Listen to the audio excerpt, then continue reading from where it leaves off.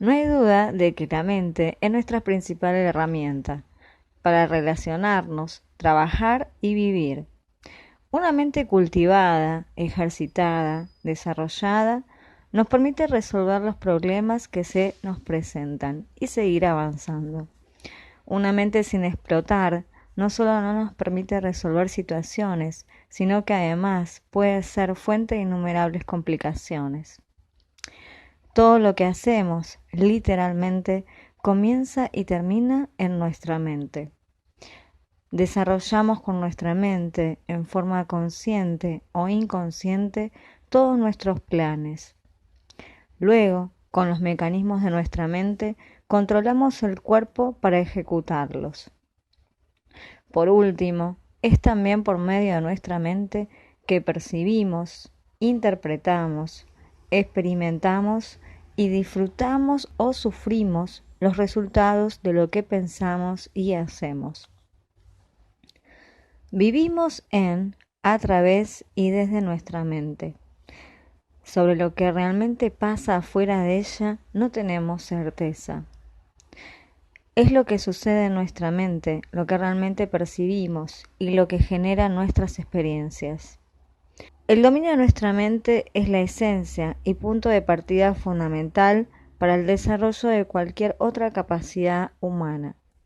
El dominio y perfeccionamiento de nuestra mente nos lleva a adquirir absolutamente todas las capacidades que se requieren para el éxito personal, social y profesional, como por ejemplo la capacidad de pensamiento creativo, de análisis y de síntesis, de planeamiento, de comunicación interpersonal, de liderazgo, de influencia, de conducción, de negociación, de resolución de conflictos, entre muchas otras. Todas esas capacidades se apoyan en el nivel de desarrollo de nuestra mente y en nuestra capacidad para dominarla a voluntad. Al manejo de la mente podemos, en cierta forma, asemejarlo al manejo de un automóvil de carrera, poderoso y con dirección ultrasensible, características que lo hacen una máquina sensacional, pero a la vez peligrosa, ya que la más mínima presión accidental sobre el volante produciría cambios importantes de dirección, con resultados óptimos o desastrosos. Todo pensamiento genera sus consecuencias y básicamente lo que pensamos sostenidamente en el tiempo es lo que finalmente obtenemos. Esto es una ley que a priori parecería fácil de aplicar, pero el problema es que no logramos controlar lo que pensamos, no logramos sostenerlo en el tiempo y por lo tanto tampoco logramos controlar lo que obtenemos. Si lográsemos la concentración y el control mental suficiente como para focalizar nuestra mente estrictamente en nuestros objetivos, los lograríamos sin ninguna duda. Por lo dicho, resulta claro que desarrollar nuestra mente y nuestra capacidad para controlarla voluntariamente deberían ser nuestros objetivos fundamentales, ya que todos los resultados que obtengamos a lo largo de nuestra vida dependerá del nivel de desarrollo que alcancemos. No desarrollar el potencial de nuestra mente sería, por ejemplo, como si un tenista que desea progresar en el mundo del tenis no se preocupara por contar con una buena raqueta de primera calidad y ajustada a sus necesidades. Estaría descuidando su herramienta esencial. No es algo inteligente. Aunque esto resulta seguramente obvio, es llamativo que solo una minoría muy pequeña de la humanidad se dedica seriamente y con perseverancia a desarrollar las capacidades de la mente. Mucha gente realiza estudios técnicos y adquiere gran cantidad de información sobre infinidad de temas, pero muy poca se dedica a mejorar su motor básico, el que justamente determina su capacidad para realizar y aprovechar esos estudios, es decir, su mente, con sus capacidades esenciales de percepción, interpretación, comprensión, procesamiento y decisión, entre otras. Es claro que uno de los objetivos primordiales de todo sistema inteligente debería ser el autoperfeccionarse, para así ser cada vez más efectivo y lograr mejores resultados. Sin embargo, la mayoría de las personas en el mundo están ocupadas en otros asuntos. Si su mente fuera un automóvil, ¿acaso no querría que sea una Ferrari? Es posible. Sin embargo, mucha gente en el mundo actual se contenta con que sea un Fiat 600, pero eso sí, con un garage de lujo. Es claro que el nivel de desarrollo de la humanidad en general está lejos del óptimo.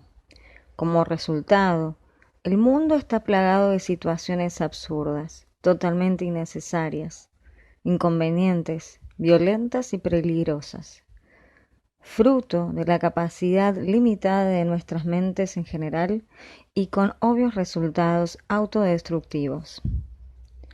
La tendencia a la autodestrucción es justamente la característica central de los sistemas no inteligentes. La tendencia al perfeccionamiento es la de los sistemas inteligentes. Obviamente, el conjunto de nuestras mentes no ha llegado a conformar un sistema verdaderamente inteligente. La pobreza, la violencia, la delincuencia, la guerra, el abuso, entre muchos otros, son fenómenos que se generan, lamentablemente, por nuestra propia incapacidad generalizada de tomar decisiones acertadas que nos lleven a mejorar. Si nuestra situación actual está plagada de estos fenómenos absurdos, entonces significa que la situación óptima debe ser muy diferente a la actual. Y si esto es así, entonces podemos concluir que nuestro funcionamiento como personas tiene que estar necesariamente muy lejos del óptimo. En otras palabras, con seguridad tenemos mucho que mejorar en la forma en que percibimos, interpretamos, decidimos y actuamos. A lo largo de la historia siempre ha habido una pequeña minoría de personas que han hecho lo necesario para incorporar mejoras al mundo, contrarrestando la influencia negativa de la sociedad en general. A estas personas les reconocemos como líderes conscientes, ya que son personas realmente capaces de generar cambios positivos en el entorno, influyendo y transformando a otras personas en el proceso. Un líder consciente es una persona capaz de comprender el entorno con claridad, definir objetivos de mejora, diseñar estrategias efectivas y ejecutarlas, influyendo a las personas correctas y superando los obstáculos que se interpongan. Es decir, un líder consciente es una persona capaz de mejorar el mundo.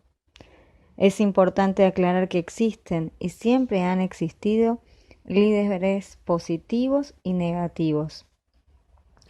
Es decir, hay líderes que son capaces de generar cambios que benefician a la sociedad en su conjunto, líderes positivos. Pero también hay líderes que son capaces de generar cambios destructivos, perjudiciales para la sociedad en general, líderes negativos. Ambos poseen un funcionamiento superior de su mente, es decir, poseen una mente más organizada que el promedio de la sociedad, pero se diferencian en los objetivos que se fijan, es decir, en el para qué deciden utilizar su poder mental. Los líderes negativos son por definición poco conscientes o inconscientes, y los positivos pueden a su vez ser conscientes o inconscientes. Los líderes positivos inconscientes son aquellos capaces de generar cambios positivos en el mundo, pero que en el fondo lo hacen sin una decisión libre, sino a partir de hábitos, costumbres o a partir de lo que les fue inculcado en su vida, principalmente en su infancia. El líder positivo e inconsciente genera resultados positivos para el mundo, pero no por proponérselo libremente, sino por una influencia externa a él mismo, por lo cual no son la verdadera causa original del bien que están generando, sino que son un medio, un instrumento. Los líderes positivos inconscientes en realidad no tienen verdadero mérito por sus acciones, ya que en realidad solo están transmitiendo el bien que recibieron, no lo están generando internamente. no hay valor agregado en este caso. Los líderes positivos conscientes, en cambio, son aquellos capaces de generar mejoras en el mundo a partir de una decisión libre, personal, y no a partir de mandatos o enseñanzas que les fueron inculcadas por el entorno positivo que los educaron para bien. Los líderes conscientes, inevitablemente positivos, son los verdaderos motores del progreso de la humanidad, ya que transmiten al mundo un bien que ellos generan en el interior de su conciencia y no se limitan a transmitir una buena enseñanza recibida. Los líderes positivos, conscientes o inconscientes, que incorporan cambios beneficiosos en organizaciones, ciudades, estados, países o incluso en el mundo entero, se caracterizan por un funcionamiento mental diferente al de la mayoría de la gente. Esto es obvio, ya que no cualquier persona es capaz de introducir mejoras en entornos complejos como los mencionados. Es su mente más desarrollada, organizada, alineada y en consecuencia más poderosa que la mente promedio. La herramienta que permite a un líder ver el mundo con mayor claridad y hacer lo que muy poca gente puede hacer a partir de sus capacidades superiores de percepción y comprensión del entorno, análisis y síntesis de la información recibida, previsión de eventos futuros, iniciativa, pensamiento creativo, pensamiento lógico, foco y concentración, perseverancia, comunicación interpersonal efectiva, entre muchas otras capacidades imprescindibles para poder aportar un verdadero valor agregado al entorno. Resumiendo, la clasificación presentada, entonces tenemos líderes inconscientes, que pueden ser positivos o negativos, y los positivos generan el bien automáticamente. Los negativos generan el mal automáticamente. Los líderes conscientes positivos generan el bien por una decisión libre, y los negativos no son posibles. Como vemos, la conciencia, cuando está altamente desarrollada, impide totalmente el desarrollo del mal, por lo cual no es factible la existencia de un líder consciente negativo. Siempre que veamos líderes negativos en empresas o gobiernos que exhiben comportamientos destructivos, soberbios, narcisistas, competitivos o sencillamente egoístas, podemos tener la seguridad de que se trata de personas con bajo nivel de conciencia, con una inteligencia desarrollada, pero funcionando en un modo de piloto automático, como marionetas dirigidas a partir de programas que les fueron inculcados durante la vida previa, principalmente en la infancia. Simplificando, podríamos decir que en el mundo encontramos entre las personas consideradas normales, desde un punto de vista psicológico, 5 tipos básicos de personas. Los líderes conscientes, siempre positivos, inconscientes, positivos y negativos. Los observadores neutrales, los seguidores y los conflictivos. Los líderes son personas con un funcionamiento mental superior que les permiten influir a las demás y dirigir así el funcionamiento del mundo material, desarrollando e implementando los cambios sociales y tecnológicos que continuamente vemos. Su aporte al mundo es relevante. Idean y ejecutan cambios que el resto del mundo recibe como dados, sin cuestionarse demasiado de dónde provienen. Los cambios que generan pueden ser positivos, beneficiosos, pero también pueden ser destructivos. Los líderes inconscientes tienen un funcionamiento mental superior, pero su mente está dominada por fuertes pasiones, normalmente incorporadas por experiencias formativas en la infancia. Los líderes inconscientes ponen su capacidad mental superior al servicio de sus pasiones, muchas veces desenfrenadas, las cuales pueden ser tanto constructivas como destructivas. Esto no depende de ellos, ya que al no ser conscientes están dominados por la formación recibida del entorno. Por otro lado, los líderes conscientes también tienen un funcionamiento mental superior, similar al de los inconscientes, con la diferencia de que tienen sus pasiones bajo control, los cuales les permite definir con libertad los objetivos a seguir. Esta libertad y sus capacidades mentales superiores normalmente nos llevan a impulsar cambios que apuntan al bien común, es decir, a la evolución del sistema y no a su autodestrucción. Un líder consciente es simplemente cualquier persona que, libremente, exenta de influencias externas, se proponga y sea capaz de generar acciones que impulsen al mundo hacia su evolución positiva sin excluir a nadie. Pueden ser líderes, por ejemplo, un militar conquistador o un empresario inescrupuloso, ya que ineludiblemente generan cambios en el mundo.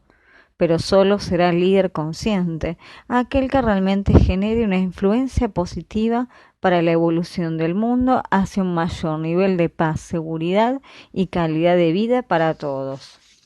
Los observadores neutrales son personas sin un impulso interno suficientemente poderoso como para transformarse en líderes, ya sea este impulso pasional o voluntario, consciente, pero con la capacidad mental suficiente como para analizar con cierta objetividad y no plegarse automáticamente a ningún movimiento impulsado por otros. Suelen ser estudiosos, cultos y autónomos, y suelen mantenerse neutrales. Los seguidores son personas con un funcionamiento mental normal, promedio, que en general necesitan plegarse a algún movimiento o causa para sentirse integrados a la sociedad. No tienen desarrolladas las capacidades mentales para liderar, ni la disposición para hacerlo, y normalmente buscan a un líder con el cual identificarse y alinearse, y muchas veces fanatizarse. Su aporte individual al mundo es bajo o neutro. Normalmente se sostienen a sí mismos y tal vez a sus familias, pero no tienen resto para brindar energía en forma de cambios hacia el mundo. Su aporte se efectiviza en el apoyo que brindan a algún líder, tanto de causas positivas como negativas. Tranquilamente pueden transformarse en vehículos de mejora o destrucción. Los conflictivos son personas con un funcionamiento mental más complicado que el normal. Suelen tener una visión del mundo desorganizada y completamente alejada de la realidad. Normalmente no lideran y tampoco tienen gran disposición para alinearse a ninguna propuesta. Frecuentemente tienden a generar conflictos de diferente gravedad en distintos ámbitos. Pueden incluso caer en la violencia o la delincuencia. La causa fundamental de que una persona sea líder, observadora, seguidora o conflictiva radica en el dominio y funcionamiento de su mente. Una mente promedio y poco controlada caracteriza a un seguidor. Una mente más trabajada caracteriza a un observador. Una mente más controlada y desarrollada, con un superior nivel de claridad y organización, junto a una pasión o misión, caracterizan a un líder. Por último, una mente con un nivel inferior al normal en cuanto a su control y organización se caracteriza a una persona conflictiva. La experiencia nos demuestra que prácticamente cualquier persona puede desarrollar capacidades de liderazgo si se lo propone. Es decir, que una persona adulta mantenga características de conflictiva, seguidora, observadora o líder depende exclusivamente de sus decisiones y del esfuerzo que invierta en su propio estudio y desarrollo. Es decir, en cuanto al desarrollo de nuestra mente, nadie está condenado a nada. Nuestro nivel mental es justamente donde tenemos pleno ejercicio del libre albedrío. El sufrimiento del líder consciente. ¿Qué pensaría y sentiría usted si estuviera viajando en un barco sabiendo que éste se va a hundir indefectiblemente? ¿Cómo vería a los demás pasajeros que aún no conoce o no tomaron conciencia de este hecho terrible y que por lo tanto se dedican tranquilamente a reír, a divertirse, a discutir, a jugar las cartas, a bailar, a comer o a charlar de bueyes perdidos por horas y horas? ¿Acaso no sentiría usted una desesperación por convencerlos de lo que se viene y moverlos hacia la salvación? La posición de una persona consciente, rodeada de otras de menor nivel de conciencia, suele ser dura en cualquier ámbito y es típicamente la posición desde la que debe trabajar el líder consciente para generar cambios positivos. El líder consciente típicamente percibe con claridad los problemas que están presentes y los que podrían venir en el futuro, mientras la mayoría de las personas permanecen inconscientes, inadvertidas y por lo tanto insensibles a ellos, muchas veces sintiéndose temporalmente felices en medio de un desastre inminente. El líder consciente puede verse sencillamente como una persona que percibe lo que sucede y lo que puede o va a suceder, rodeado de personas que en su mayoría no llegan a percibirlo, por lo cual no solo no intentan soluciones, sino que tienden a rechazar las que les son propuestas, con un genuino pero injustificado sentimiento individual de seguridad. Por ejemplo, una persona consciente en una fiesta probablemente no pueda evitar preocuparse por el exceso de humo y sus efectos nocivos, por los jóvenes adictos al alcohol, por el volumen excesivo de la música y sus daños irreversibles al oído, por la burla, el sarcasmo y la agresividad de los chistes y burlas, por la discriminación, entre otros elementos negativos del entorno, y seguramente no podría divertirse como los demás. La conciencia es así, frecuentemente antagónica a la diversión superficial inmediata, pero siempre en busca del bien común y de largo plazo. Es notable que para que una persona pueda divertirse con cierto desenfreno o descontrol, necesariamente debe contar con un buen nivel de inconsciencia, o al menos forzar esa inconsciencia a partir de ciertos trucos mentales, o más efectivo aún, por medio de ciertas bebidas o sustancias químicas. Es frecuente que un líder consciente en distintos ámbitos esté siempre esforzándose por prevenir inconvenientes, mientras las personas que lo rodean ríen o incluso se burlan de él. Es un fenómeno que se ha dado en innumerables oportunidades a lo largo de la historia y que el verdadero líder consciente debe aprender a manejar y superar. Aclaremos, antes que nada, que este no intenta ser un tratado de psicología, ni mucho menos, aunque sí tomaremos algunos conceptos centrales de esta gran ciencia básica y los aplicaremos de manera lógica desde un punto de vista que podríamos definir como ingenieril, pragmático o práctico, para así desarrollar un modelo relativamente sencillo del funcionamiento de nuestra mente, que nos permita encontrar formas de comprenderla y perfeccionarla. Y así acercaremos al funcionamiento mental característico de los líderes conscientes. En otras palabras, el objetivo de este libro es contribuir al desarrollo de la capacidad de liderazgo consciente a partir de una mayor comprensión y superior aprovechamiento del poderío de la mente, herramienta clave del ser humano. Para empezar, y siempre tratando de simplificar, consideraremos a la mente como el conjunto de los procesos que componen y generan nuestros 1. Pensamientos, que son procesos psíquicos, racionales o intelectuales. 2. Sentimientos, que son procesos psíquicos, emocionales o afectivos. Y 3. Instintos y reflejos, procesos psíquicos naturales. Los pensamientos son, en palabras sencillas, procesos mentales que experimentamos como fríos, a los que si les prestamos debida atención, podemos observar y manejar con cierto orden y flexibilidad. Bajo nuestra atención o luz de nuestra conciencia, como ya veremos, los pensamientos nos permiten resolver problemas de manera relativamente ordenada y bajo control.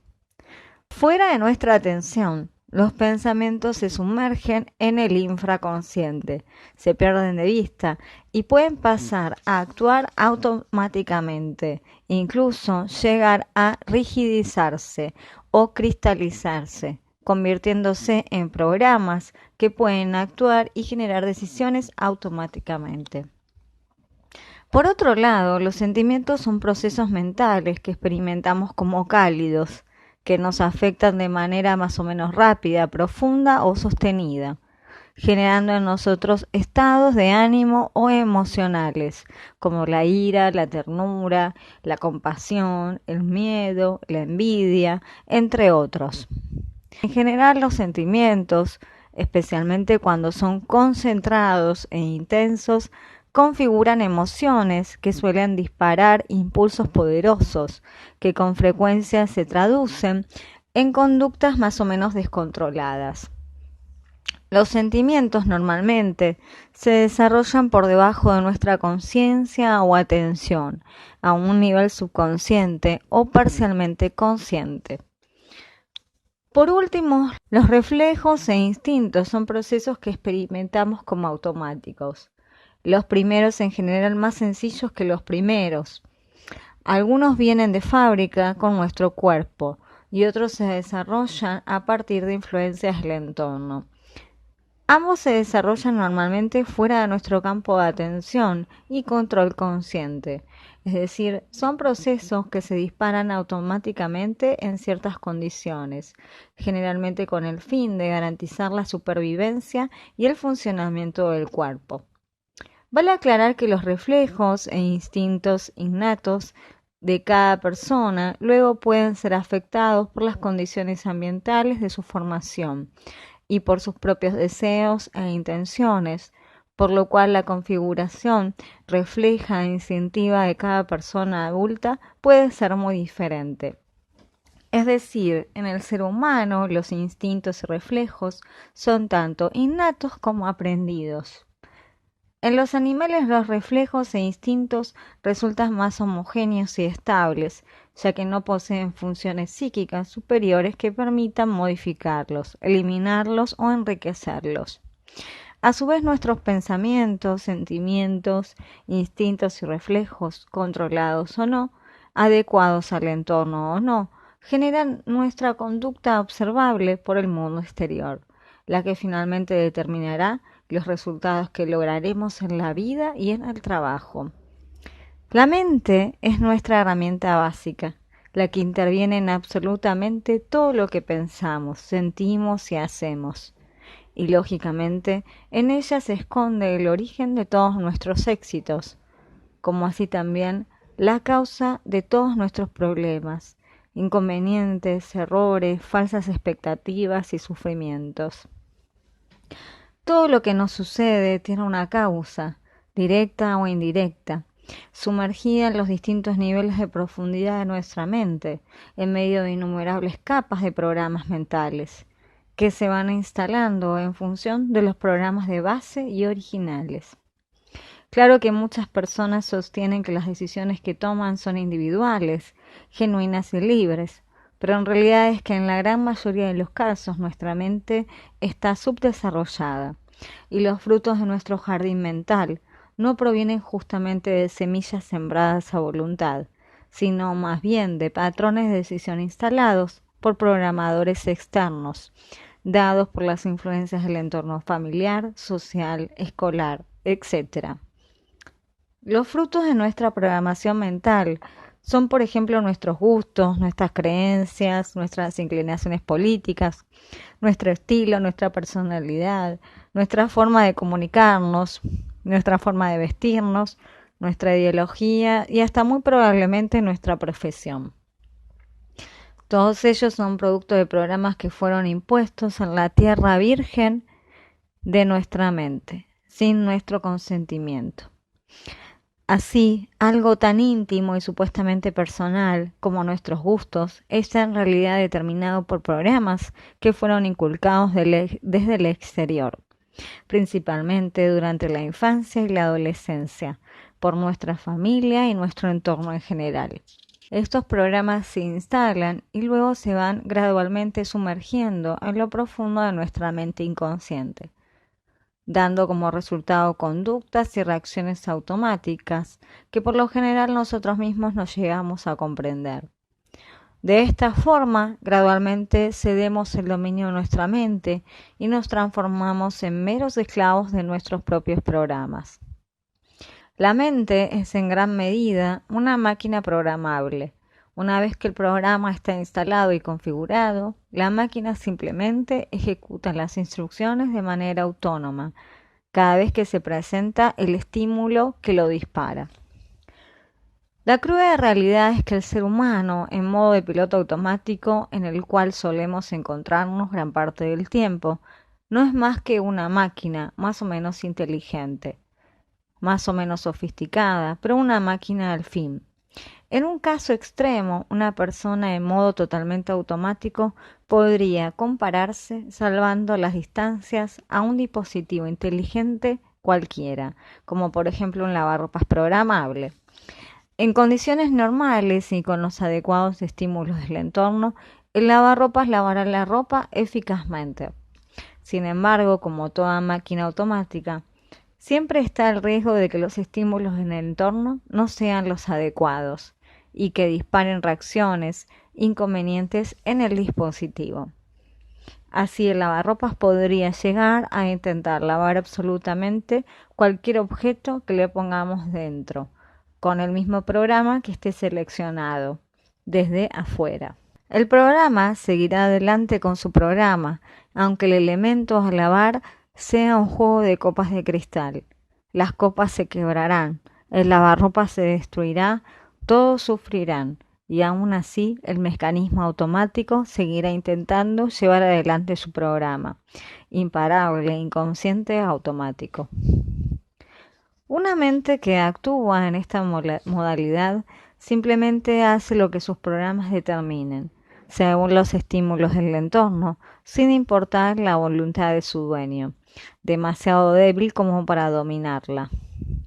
Algo similar o análogo le ocurriría a un conductor inexperto al mando de un automóvil de Fórmula 1. Seguramente el automóvil se moverá fuera de su control y podría terminar en cualquier lugar, menos donde el conductor desea.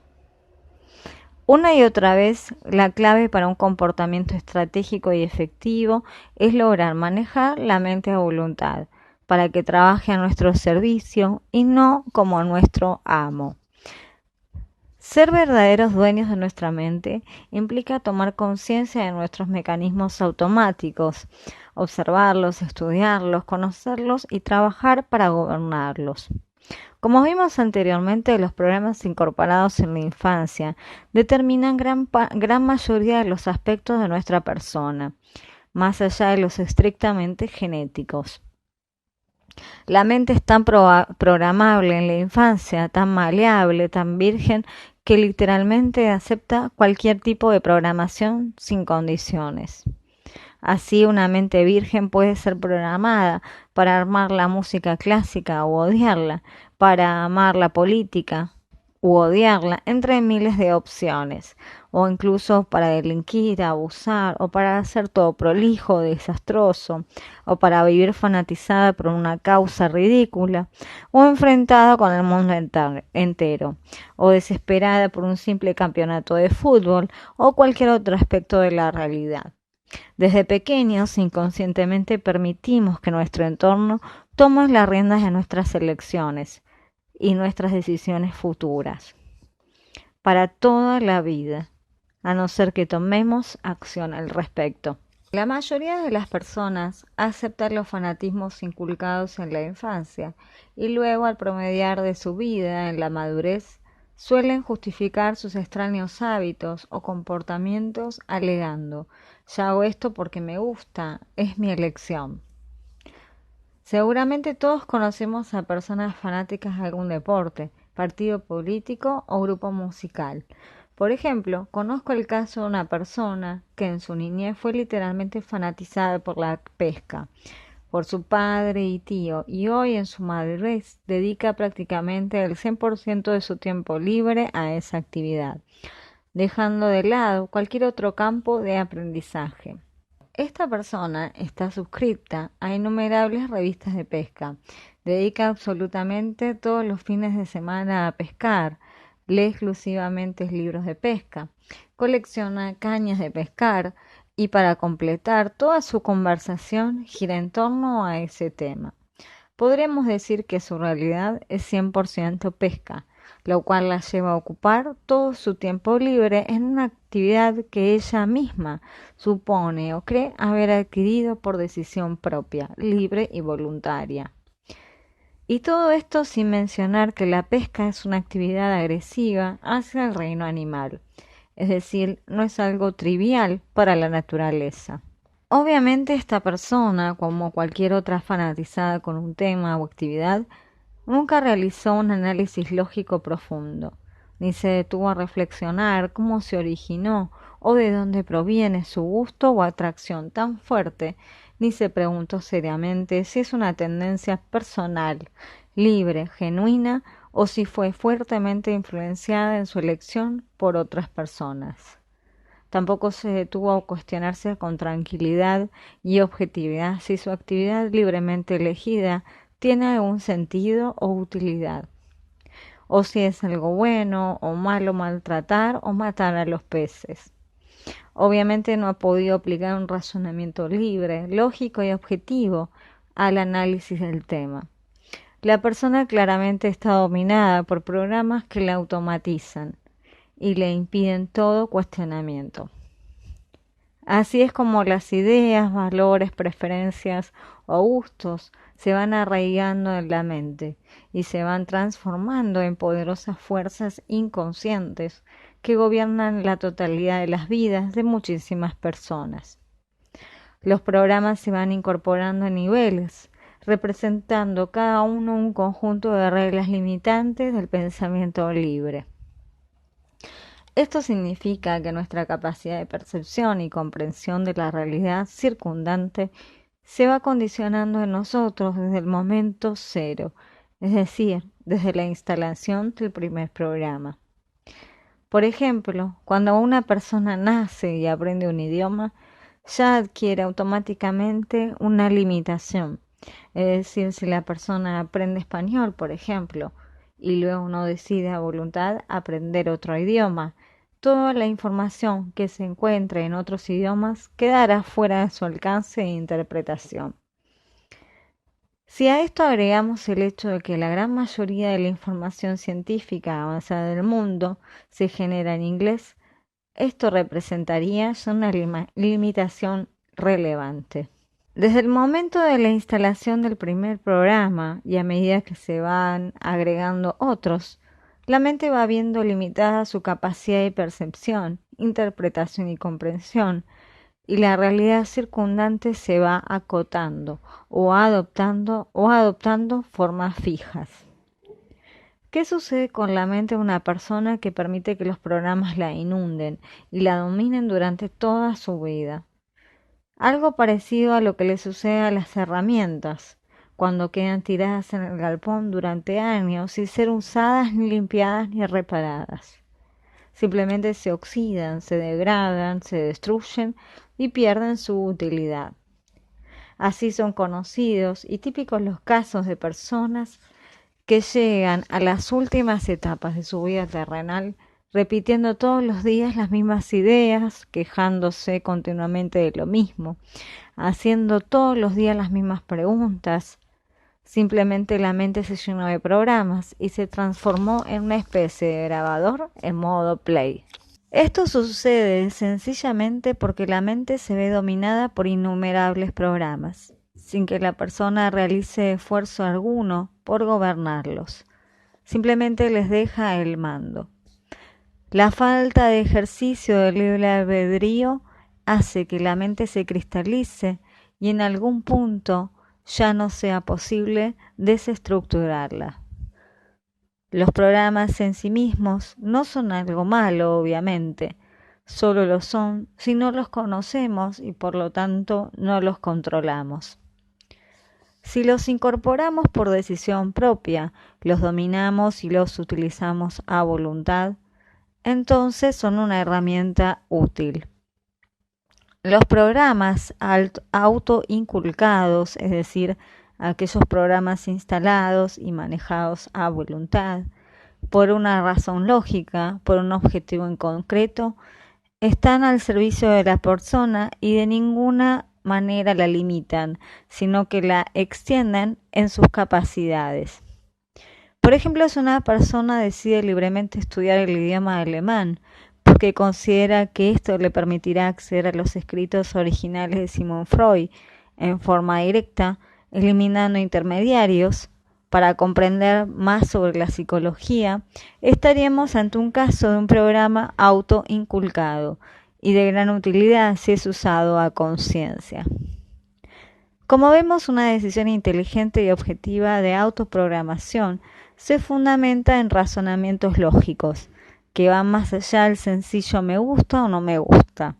Así los programas autoinculcados, desarrollados por una razón lógica, justificados por un análisis objetivo, permiten desarrollar nuestras capacidades para percibir y comprender la realidad.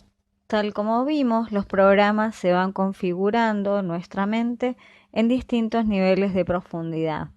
Cada programa instalado es la base que influirá al siguiente, determinando un campo de observación limitado.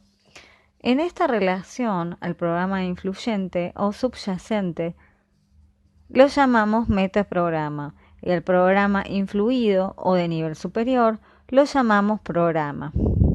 A medida que se van incorporando niveles de programación en la mente, la posibilidad de percibir correctamente la realidad se va acotando. Por ejemplo, si una persona en su infancia incorpora un programa inconsciente que la lleva a sentir fuerte atracción por las artes y no por las ciencias, seguramente, llegado el momento, elegirá una carrera profesional dentro de ese paradigma, probablemente convencida de que está realizando una elección libre, aunque en realidad solo está eligiendo de una lista de opciones tremendamente recortada. A lo largo de la vida de una persona, sus programas van bajando de nivel a medida que se agregan programas superficiales. Es decir, lo que puede comenzar como una idea relativamente libre y fluida a nivel racional, se va frecuentemente transformando en un hábito.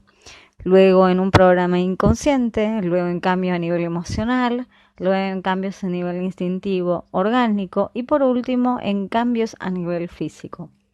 Por ejemplo, si a un niño de raza blanca le es inculcada la idea de las personas de otras razas son peligrosas, esta idea seguramente se irá cristalizando y bajando del nivel psíquico de manera tal que pasará del nivel racional a los niveles emocional, instintivo, orgánico, hasta llegar finalmente al físico.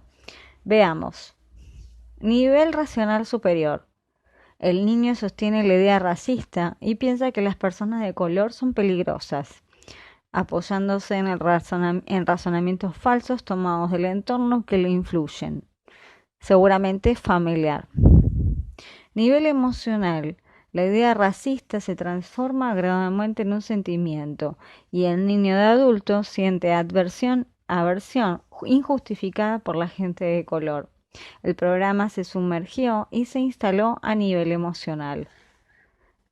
Nivel racional inferior. En este nivel se generan los pensamientos pseudo-racionales que manejan nuestra conducta operativa en el día a día. Los llamamos pseudo-racionales porque en realidad desarrollan razonamientos falsos, totalmente dominados por el nivel emocional. Este nivel genera en la persona ya joven o adulta las conductas que la caracterizan frente a los demás. En este caso, todo un variado repertorio de conductas racistas, supuestamente racionales, pero en realidad impulsadas por fuerzas emocionales. Nivel instintivo. Al pasar el tiempo, la aversión por la gente de color pasa en la persona a afectar el nivel instintivo, generando todo tipo de reacciones automáticas frente a la gente de color. Por ejemplo, cuando la persona ya adulta se acerca a una persona de color, siente incomodidad física o genera posturas, gestos, expresiones faciales o miradas automáticas de rechazo. Nivel orgánico. El programa sigue bajando de nivel hasta llegar a afectar el nivel orgánico de la persona. Así, la persona llega a desarrollar una serie de reacciones orgánicas en presencia de personas de color, como por ejemplo taquicardia, rubor, incremento de la temperatura corporal, descargas adrenalínicas, transpiración, temblores u otras. Nivel físico. Finalmente los programas afectan el cuerpo, generando modificaciones moleculares, llevando a la aparición gradual de los efectos en la piel o en las mucosas, o acidez estomacal, o úlceras o caspa, o caída de pelo, o encanecimiento prematuro, entre otras. Como vemos, los programas suelen empezar como ideas fluidas, inofensivas, que nos llegan del entorno y que si no son controladas conscientemente se van incorporando y sumergiendo paulatinamente en la mente. Al estar inconscientes, dormidos, no cuidamos a nuestra mente y lo que proviene del entorno penetra y se sumerge y domina. Así nos vamos transformando en productos y víctimas del entorno. Los programas inconscientes son siempre algo indeseables, aunque generen una buena conducta, ya que sencillamente están fuera de control. Es decir, ningún programa tiene sentido si no fue previamente analizado, validado por la persona misma, si es utilizado por ella a voluntad en forma consciente. La persona libre es la fuerza de la vida y todo lo demás es objeto automático o inanimado. El libre albedrío es el atributo supremo del ser humano. Si perdemos el libre albedrío, entonces nos transformamos directamente en máquinas, en objetos. No importa si nuestra conducta es correcta o incorrecta. Si no es consciente, no tiene mérito ni pecado. El camino para ingresar en nuestra mente y limpiarla de los innumerables programas que fue adquiriendo inadvertidamente durante toda la vida es simplemente la introspección y la reflexión, es decir, la observación de la mente y sus contenidos, para diferenciar lo conveniente de lo inconveniente, lo propio de lo inculcado. Mirar hacia adentro, evaluar objetivamente nuestras propias opiniones automáticas, poner en tela de juicio nuestros valores, preferencias y gustos, revisar nuestros hábitos, determinar si tienen sentido, si tienen lógica, si están alineados a algún objetivo concreto. Es la actividad fundamental de desarrollo y perfeccionamiento que puede encarar un ser humano. Cambiar un valor o gusto propio a voluntad es de lo más avanzado que una persona puede hacer. Si tomamos conciencia de los programas que están instalados en nuestra propia mente, arrojando sobre ellos la luz de la atención y damos espacio a la voluntad y al libre albedrío, seguramente lograremos eliminar programas que no aportan valor al objetivo del universo. ni al bien de la humanidad, ni a la felicidad propia. Cambiar valores o gustos a voluntad implica hacerlos objetos de un análisis racional, objetivo, libre. Por ejemplo, imagine una persona fanática de las carreras de Fórmula 1, seguramente a partir de programas inculcados en su infancia. Si esta persona logra aplicar introspección y realizar un análisis verdaderamente objetivo, muy probablemente llegará a la inevitable conclusión de que las carreras no son solo peligrosas, sino que no aportan al objetivo del universo, ni a la felicidad de la humanidad en general, sino que por el contrario, generan un gasto de energía tremendo, destinado a una actividad inútil, en donde grandes empresas vuelcan millones de dólares que podrían ir destinados a mejores fines. El proceso de descubrimiento de los propios programas no implica necesariamente eliminarlos, sino que lo más importante es verlos, reconocerlos, para independizarnos de ellos, volvernos personas libres, capaces de apreciar todo lo que hay en el mundo, sin prejuicios, sin filtros automáticos. Las creencias fundamentales o valores son los programas más básicos de todos y que por lo tanto gobiernan a todos los demás. Por ejemplo, si una persona tiene una creencia básica que le dice que los gobiernos deben ser autoritarios, entonces todo su mundo mental y conductual ya estará limitado a un pequeño subconjunto del conjunto de posibilidades, y con él se limitarán las relaciones, las actividades y las oportunidades. El sumum de la persona libre es minimizar sus creencias, es decir, mantener un mínimo de creencias absolutamente comprobadas y dejando fluidez para todo lo demás. Los gustos y preferencias personales, como vimos, también provienen de programas inculcados inconscientemente. Lo más inteligente es eliminar todos o buena parte de estos programas y así abrir la mente a innumerables nuevas experiencias y posibilidades. Cuanto más programas tenemos y cuanto más complicados o enredados son, más exigentes, más quisquillosos y más insoportables nos volvemos. Y nunca nos sentimos del todo bien, simplemente porque nunca se cumplen todos los requisitos que nos imponen los innumerables programas incorporados. Los requisitos jamás se cumplen en su totalidad, porque son infinitos y nunca nos relajamos. Vamos a un determinado lugar, supuestamente hermoso, pero tenemos tantas expectativas, tantos requisitos programados, que no llegamos a sentirnos cómodos en ningún lado, en ninguna situación. Los programas, entre muchos otros efectos, generan las expectativas que tenemos sobre lo que creemos que tiene que suceder para que estemos bien, con un potencial tremendo efecto sobre nuestra autoestima, entre muchos otros, claro. La conducta también es un gran programa, en este caso, compartido por un grupo social entero. En general, los pueblos consideran a su cultura, en el sentido de sus tradiciones, sus costumbres, como algo extremadamente valioso, como parte de su supuesta identidad, lo cual es un grave error, ya que confunde a la esencia, lo que no cambia, con infinidad de elementos que van a cambiar o desaparecer. Lo mismo sucede a nivel de cada persona. Nuestro verdadero ser es en realidad un foco puro de conciencia, el yo, que está por detrás de todas las innumerables capas de programación. Es decir, el conjunto de nuestros programas es recibido del entorno, por lo cual de ninguna manera pueden componer nuestra esencia. Nuestra esencia es justamente lo que queda de una persona al eliminar toda la programación recibida.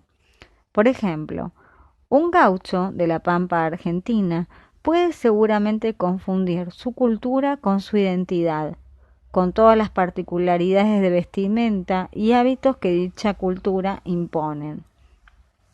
La realidad es que si su misma conciencia hubiera nacido en otra parte del planeta, la programación recibida habría sido totalmente diferente y también la habría aceptado inconscientemente. Podría haber sido una programación de la cultura china o egipcia o árabe, y esto habría modificado radicalmente sus valores, hábitos y apariencia. Pero la esencia, el foco de la conciencia pura, habría sido la misma.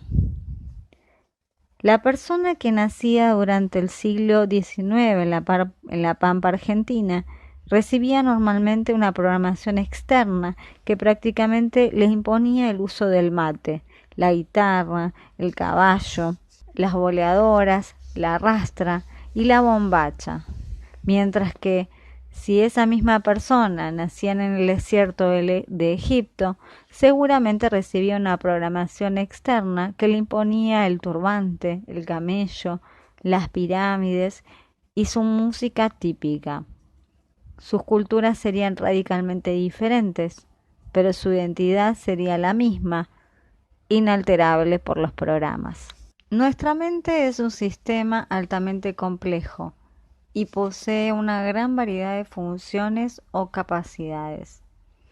El pensamiento concreto u operativo, el pensamiento abstracto o conceptual, los sentimientos y emociones, positivos y negativos, el pensamiento divergente o generativo y el pensamiento convergente o restrictivo, más todas sus combinaciones e interacciones, no son solo algunas de estas funciones, todas útiles para resolver distintas situaciones. Reconocer, desarrollar y dominar todas y cada una de las funciones de nuestra mente para poder aplicarlas en la consecución de nuestros fines es la clave central para desarrollar nuestro potencial y para lograr lo que nos propongamos en la vida personal y profesional. Si no lo hacemos, muy probablemente nos encontraremos frecuentemente como una buena parte de la humanidad, no pudiendo comprender situaciones, juzgando situaciones de manera equívoca, tomando decisiones erróneas, apresuradas y o injustas, siguiendo a nuestras emociones cuando conviene seguir a la razón y viceversa, generando o profundizando conflictos, destruyendo relaciones interpersonales que son clave para nuestro bienestar, poniéndonos rígidos cuando hace falta flexibilidad o flexibles cuando se requiere rigidez, pensando en el largo plazo cuando se requiere una acción inmediata, de corto plazo, o tomando acción inmediata cuando se requiere meditar sobre las consecuencias a largo plazo,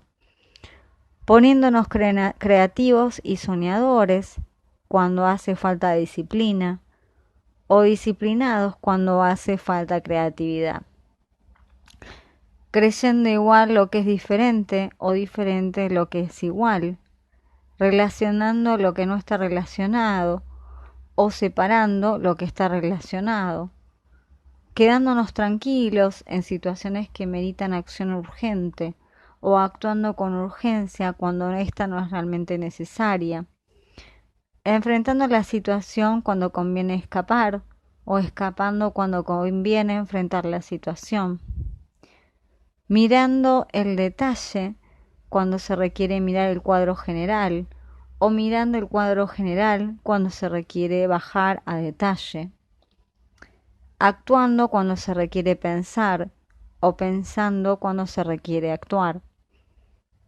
haciendo la vista gorda cuando es necesario juzgar o juzgando cuando conviene hacer la vista gorda, divagando cuando se requiere bajar a tierra o bajando a tierra cuando es el momento de divagar, poniéndonos serios cuando es el momento de bromear o bromeando cuando es el momento de ponernos serios, juzgando por las apariencias cuando corresponde juzgar por la esencia, o focalizándonos en la esencia en casos en que la apariencia es importante, escuchando cuando es el momento de hablar, o hablando cuando es el momento de escuchar, esperando cuando es el momento de actuar, o apurándonos a actuar cuando hay tiempo suficiente para esperar y pensar mejor.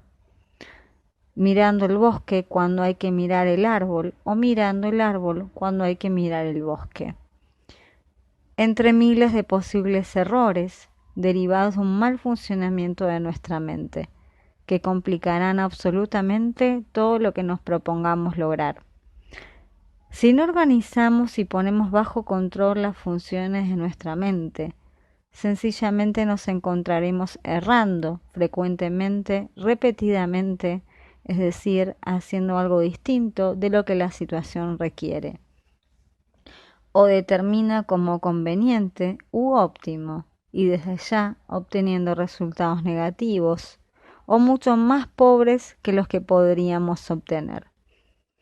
En suma, si falla nuestra mente o no logramos dominarla, fallaremos en la concreción de nuestros objetivos y nos frustraremos. Todos los tipos de error mencionados que arruinan situaciones, destruyen relaciones, nos impiden aprovechar oportunidades y en definitiva nos hacen sufrir en 1001 formas, surgen de dos fallas psíquicas fundamentales. 1. No logramos controlar nuestra mente. O 2. Nuestra mente no está suficientemente desarrollada y organizada. Utilizando la analogía con el tenis, estas dos fallas conceptualmente diferentes serían 1.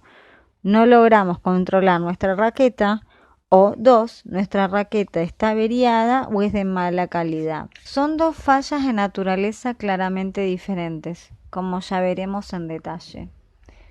Por lo dicho, podemos notar que los dos aspectos fundamentales del grado de desarrollo de una persona y causas fundamentales de sus resultados, positivos o negativos, en la vida, asumiendo que posee un cuerpo razonablemente sano y funcional, son 1. ¿En qué medida logra controlar sus distintas funciones mentales? Y 2. ¿Cuál es el grado de desarrollo y organización de sus distintas funciones mentales? Esto es análogo, por ejemplo, a lo que sucede con un pasajero que viaja en un automóvil manejado por su chofer. Hay dos variables centrales que definirán el nivel de éxito que logre en los distintos viajes que realice, asumiendo un automóvil que funciona razonablemente. 1. La capacidad del pasajero o dueño del automóvil y jefe del chofer para definir un destino conveniente y darle órdenes con claridad. Y 2. La capacidad del manejo del chofer. En esta sencilla analogía, el automóvil de buena calidad representa un cuerpo razonablemente sano. Así, para perfeccionar nuestro funcionamiento y en consecuencia nuestros resultados, básicamente, nos hace falta 1. Por un lado, mejorar el dominio sobre nuestros recursos o funciones mentales. Esto implica a. Conocer las distintas capacidades o funciones de nuestra mente y sus aplicaciones, incluyendo saber identificarlas en acción en nosotros mismos, no solo en el laboratorio frío de la reflexión mental, sino en el día a día agitado de nuestro trabajo y nuestra vida social. B. Ser capaces de activar y desactivar y gestionar las funciones de nuestra mente a voluntad y no dejar que se activen o desactiven, aceleren o desaceleren automáticamente a partir de las presiones del contexto, que es lo que nos sucede normalmente.